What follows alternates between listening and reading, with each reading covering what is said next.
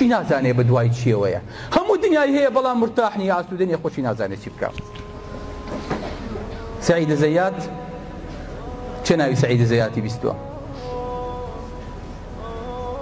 بیستوتانە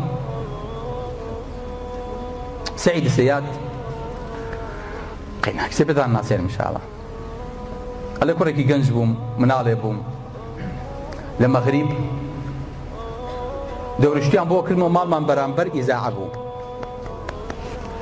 بەرامبەر ئیزاعی مەغریب بوو ئەلێ لەوێ دەورشتیان بۆ کردینەوە ئەیان بردین ئۆپەرێتیان بۆ کردینەوە شانۆگەریان پێ کردین گۆرانیان پێوتین فۆری مۆسیقای کردین ئەمەی زۆرم حەز لێی بوو بەرنامەیەک کە بوو پێوتێ حەزڵ خەمیس یان خەمیس الحەط پێنجشەمە و بەخت بیگرە ئەوە نیستا کە ناندێت تەلەڤیزیۆنەکانی خۆیان بەسەر گەنجەکان ئاگەڕێن دەنگخۆشەکان بارەمەندەکان خەڵکێکی لێهاتوو دەرێنن وەکو نووری حیکمە قورئانیان پێ لەبەرەکەن نەوەڵا فێری دەهۆڵ و مۆسیقا و گۆرانیانەکەن بۆی کە بەهرەی گەنجەکان دەرکەوێ بۆی کە ئەم کوردە بێکێشە و مەشاکیلە هێچگاری بەدەنگە ئاسوودەکەیان ئەوەی تر ئاسوودەمانکەن ئەڵێ منیش کەوتمە ناو ئەو دەستەیەوە هەموو تموحم ئەوە بوو کە خەڵک بمناسێ شوورەم هەبێت و پارەم هەبێت و دەوڵەمەند بم و ئیتر چوار مشکلی دانیش ئەلێ گەورە بووم لە ئیزاعە وەرگیرام بەرنامەیەکی ڕادیۆییان نامێ بەرنامەکەم بەڕێوا برد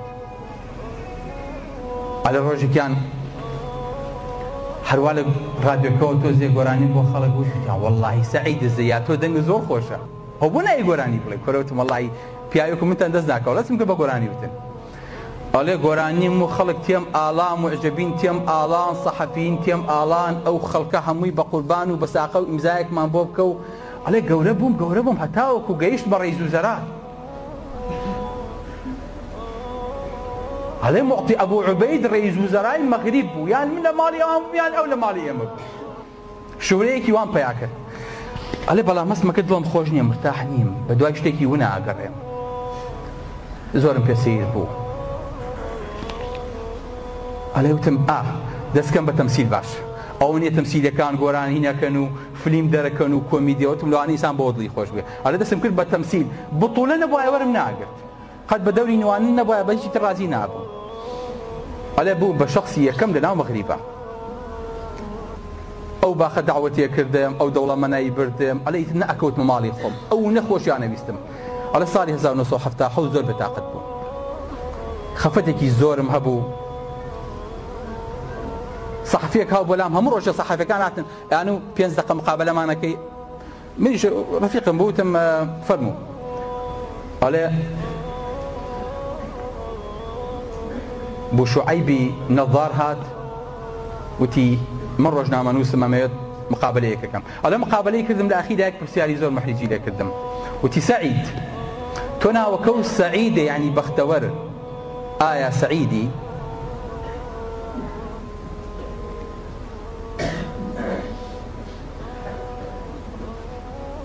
على منيش بيرم كردوتم من سين عين يا دالم من سعيم هولم تێکۆشانم بەڵام هێشتا دالەکەم نەدۆزیوەتەوە بەدوای دالی سەعیدەکەوم سعی یعنی هەوڵ یعنی بەحث یعنی ماندووبوون تێکۆشان تێئەکۆشم بۆی دالەکە بدۆزمەوە بم بە سەعید چوار حرفەکەم لێک بم سین عین یا دال بەڵام ئێستا دالەکەم نەدۆزیوەتەوە لەوە چ واتێ گەیشت دالەکە دالی دکتۆریە ئینسان ئەگەر دالی لە پێشەوە بوو ئەبێ بە دکتۆر فڵان کەس بەس ئەگەر لە دواوە بوو سەعی ئەکا بە سەعید ئەڵێ وتم گەشتا دالەکەم نەدۆزیوەتەوە بڕۆرەوە ماڵەوە هەر کاتێ دۆزیمەوە تەلەفۆنت بۆ ئەکەم یاخود پێتەڵێم ئەڵێ بەم شێوەیە مامەوە چووم بۆ ئەوروپا کە ئەوروپان بینی کە سەیرەکەم بەس شوێنی جوغرافیام گۆڕیوە دڵم خەفەتبارتر و ناڕەحەتتر بوو ئەڵێ بە پەلە گەڕامەوە مەغریب عەبدولحەلیم حافظ زۆر خۆشەویستم بوو زۆر ڕەفیقم بوو ئەو ساڵە وفاتی کرد ئەلێ دوای بیرم کردەوتم سەعید ئەو پەڕی شوهرە پەیاکی وەکو عەبدولحەلیم حافظ دەوڵەمەند بیت و کابرایەکی مەشهورە بیت مغەنیەکی مەشهورە بیت ئەو پەڕی وەکو ڕەیز وزەرا پیاوێکی مەشهور و دەوڵەمەند بیت ئەمانە بۆ دڵیان خۆش نییە، ئەمانە بۆ مرتاح نین. تۆ بە تەمای چیت؟ بدوای چیە ئەگەڕێیت؟ ئەڵێ هەر نەمەزانی، هەر ئەڕۆیشتم و پێی نەئەگەیشتم. ئەلە ڕۆژێکیان لە ئیزاعەوە وتم هەر کەسێک واتای بەختەوەریم بۆ بێنە جایزەیەکی ئێمێ. ئەلە خەڵک تەلەفۆنیان دەکریان و سەعید بەختەوەری یعنی ئەو نا، بەختەوەری یعنی ئەوە، فڵان کەس بەختەوەرە. ئەموو ئەمانە هیچی واتای بەختەوەری نین.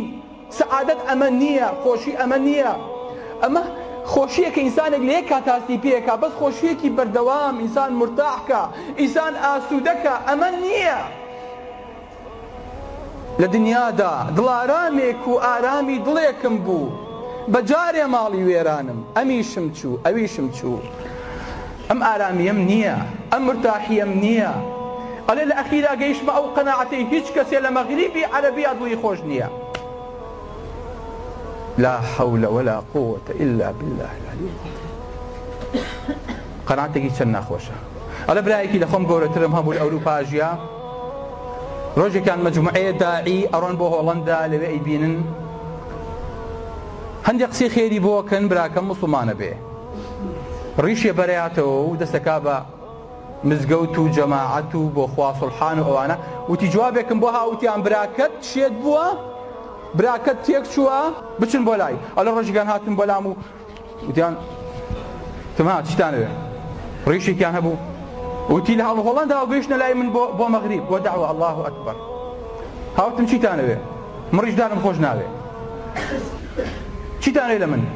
وتیان وەڵا هاتوین سەلامێکی لێ بکەین. وتی دەی باش سەلامەکەتان کردن و ئیشێکتان هەبوو بە من؟ وتی وەڵا بیستمانێتەوە گۆرانی بێژی و دەنگیشە زۆر خۆشە. ئێوە چەمدە تۆقتان بەسەر گۆرانی، ئێمەش گۆرانی بێژی.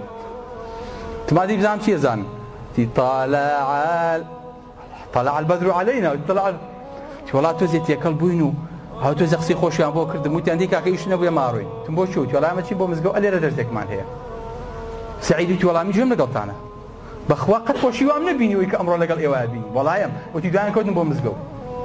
وتیان ئەهلی مزگەوت ئێمە ئەمشۆ لێرە مێنینەوە ئیعتیکافەکەین، هەر کەسی حەزی لێیەتی ئیعتیکاف لەگەڵمان ئەمشۆ بمێنێتەوە. ئەلێ منیش ئەو هەموو قەسر و جێکە خۆشەم بەجێ هێشتووە. وەڵایم شۆ لە مزگەوتن.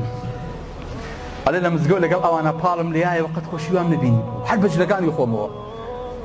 ئەلێ شەو لە دەنگی گریان خەبەرم بۆەوە کە سەیرەکەم ئەگرین، ئەڵێم خوایە سەعیدە زەیاتی دەئات بە. وتی منیش وتم خوایە ئەمانە دوعا بۆ منەکەن، ئەمانە لە پەرۆشی منن ئەم موسڵمانانە. ئەڵێ هەستان لەگەڵیان وتمیەوە چ خەمێکی منتانە؟ وتیان ئەخۆ تۆ بەرەو جەهەنەمە ڕۆیت. وتی ئیتر لیان نەبوومەوە. ئەڵێ ئەو دین و ئەو ئیسلام و ئەو بەرنامەی کە وەرم گرت هەر ئەوە بوو. سەعید زەیات ئەڵێ چوومە بەلجیکا، ئەنجا چوومە ئۆڵەندا بۆ لای براکەم، مسلمانان لەوێ دەوریان لێدام و دڵخۆشیە گرتنی ئیتر قەت خۆشەکان تاوە نابێت. 3 ساڵ و نیم مەغریبم بەجێهێشت، هەتا وەکو فێری علومی شەرعی بم. ئەلێ دوایی نامەیەکم نارد بۆ سەحەفیەکە، وتم مژدە بێ دالەکەم دۆزیەوە. سەعید بوو بە سەعید ئەمڕۆ، دالەکەشم دەعوە و دینە، دین و دەعوەکەم دۆزیەوە تەواو. بەڵێ برا ئەڵێ پێشتر ئەو نەخەفەت بار بووم، ئەو نەناڕەحەت بووم، کتێبی کابرایەکی فەڕەنسی مەخوێنەوە بە ناوی سوساید، ئینتیحار، خۆکوشتن. ئەلە بیرمە کردەوە ئەم هەموو مەشاهیرە، ئەم هەموو دەوڵەمەندە، ئەم هەموو نوێنەرە، ئەم هەموو گۆرانی بێژە بۆ ناخیرا خۆیانە کوشن نەمەزانی. ئەڵێ گەورەترین نیسبەی خۆکوشتن لە سویدە جسرێکیان هەیە پێوتێ جسری خۆکوشتن و خۆ ئینتیحارکردن. ئەڵێ منیش کتێبەکەمە خوێنەوە بیرم لەوا کردەوە چۆن خۆم لە دنیا نەجات بم. ئێستا خوای گەورە دالێکی بۆ ناردووم، دالێکیان دینە، دالێکیشیان دەعوەیە. کردم بە سەعیەکەوە کردی بە سەعید.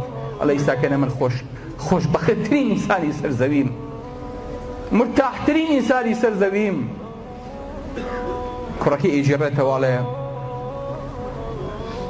دوای ئەوەی کە زەمن تێپەڕێ کوڕەکەی ئیجێڕێتەوە، ئەڵێ باوکم هاو بۆ سعودیە بۆ لام، بۆ جامیعەی مەلیک سعود. ئەڵێ لەوێ لە داخلی ژوورێکی خۆشی بۆ بەدنیان نام. وتی کوڕم منەچمەوە بۆ ئیمارات، لەوێ ئیشم هەیە. ئەڵێ گەڕایەوە، پارەیەکی زۆری تیا سەرف کردم. ئەڵێ لە ڕێگا سیارەکەی قڵب بۆ وفاتی کرد. ئەرێ تەلەفۆنیان بۆ کردم کە گەیشتمە ئیمارات کە سەیرەکەم لە ناو مەیتخانەیە. ئەڵێ کە دەرمان هێنا و شتمان ئەڵێ هەمووی وتی ئەڵڵاهو ئەکبەر. ئەڵێ ئەو زەردەخەنەی لە دوای موسڵمان بوو کەوتبووە سەر لێوی لە دوای مردنەکەشی بەسەر لێوێەوە بوو تەرکی نەکرد. هەموومان وتمان ئەڵڵاهو ئەکبەر. ئەلێ بردمانە ئەو مزگەوتەی کە بەدەستی خۆی قفڵەکانی کردبوو ئیفتتاحی کردبوو، مزگەوتی سعود القاسم. ئەلێ لە ئیسپانیا و لە بەلژیکا و لە مەغریب و لە ئوردنەوە خەڵک هاتن بۆ ناشتنی جەنازەکەی. سەعید زەیاد ڕۆیشتایە هەر ئەڕۆی عەبدولحەلیم حافزێکی ترمان کەمە کرد. بەڵام ڕۆ ئەو پیاوەیە کە ئێمە دڵمان بۆیە جۆشێ و لە شوێنێکی ئاوایە یادێکەینەوە ئەبێ بە دەرز و عیبرەتێکیش بۆ ئێمە خۆشەویستەکانم.